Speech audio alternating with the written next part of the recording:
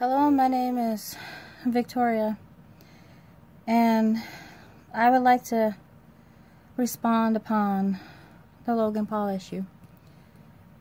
And I would like to say my behalf and thank you to Jenna Marbles and Jillian. I was watching their podcast maybe about a week ago, just before she released her new video for the year. And they both said that, it's good to talk about it. We don't talk about it enough, and I like to agree on that. And I'm not necessarily going to talk about the Logan Paul issue. I'm going to talk the fact about how, not just him, but others in the world who disrespect others upon suicide, finding bodies, or just basically laughing about suicide or judging upon suicide itself. Where I come from a small town in Michigan where everybody basically knows your business. It's one of those small town farms, and sometimes it's really horrible. I've had friends who were like family, peers, and students that are younger than me in school who have been bullied, pressured into suicide. I would like to give out a shout out to someone who I knew my freshman year who was pressured by family, from stress, and from other students who,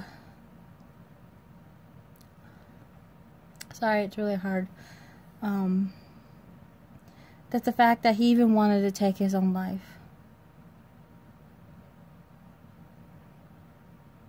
Raising it so hard on me because I was a freshman, he was a senior, and he kind of looked out for me. He was a good friend for those couple of weeks that I knew him. The people who think that someone trying to kill themselves is hilarious, or they think it's dumb. For some people it actually is really, really hard on them. I knew a lot of people who either are gone, or I'm thankful that they're still alive.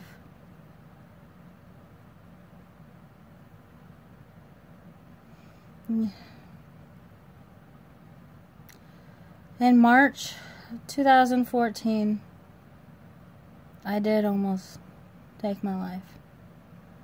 And a friend, family, parents, called the police. Police came to my house because I was under a lot of stress because of living in a small town.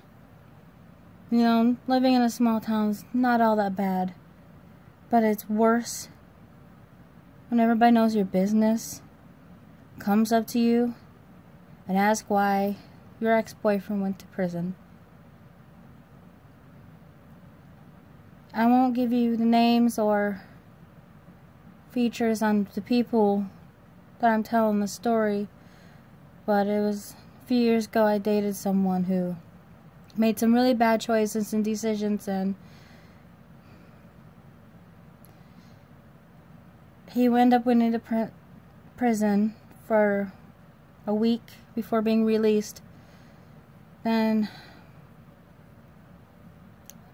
I was all caught up in this because I was dating him, and let me just say there was rape charges going on. I just didn't know what to do. I wanted to talk to my parents, but I'm pretty sure anybody who's ever been in my circumstances or had any issues like I have would understand. Now, for people who think it's funny that people die because they committed suicide, or because they say that they want to commit suicide and call them stupid, it's usually, some people can't control it. I was told, maybe when I was 15 or 16, by a doctor that I did explain these things to her, and she said possibly because I'm being hormonal and growing up, but as I got older, the issues got worse, and I understand it was hereditary, and having depression and anxiety and being suicidal. That doesn't necessarily mean that I'm going to kill myself anytime soon. It just means that there are just some days where, you know, my depression or my anxiety just comes in. And sometimes I just wish I wasn't here to make it easier on everybody. But you know what? I have friends, I have family who do make it better. It's just, sometimes there's just those days. I am on medication for depression and anxiety, but it doesn't always help. And I'm pretty sure anybody who's ever going through the same thing that I am going through will totally understand that medication doesn't always help. So, you know, sometimes talking to a friend, a loved one, you know, it doesn't have to be parents if they don't totally understand. Just talk to a friend or talk to your boyfriend, girlfriend, partner, just like I do. But I want to get back to the issue about people just laughing about it. You know, sometimes we can't control it. And some people think that some people are faking it. Yeah, I totally get that. And some people like the attention.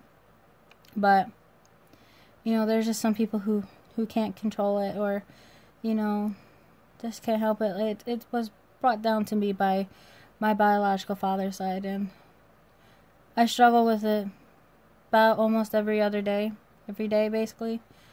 But there's just, you know, if I really need someone, I will talk to them, or I'll write about it.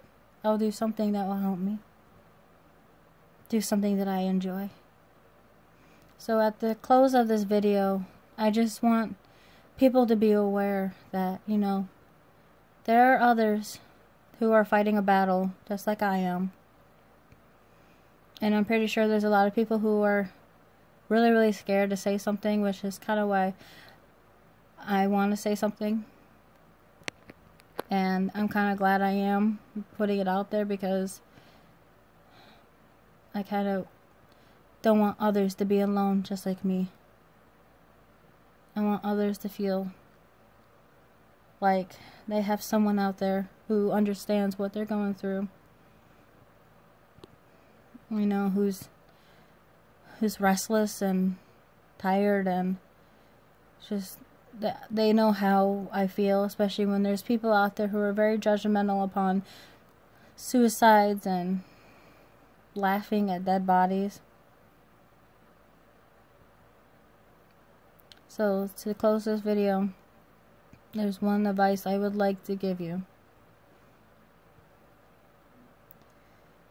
There's always someone out there for you, even though there might not be in your life now.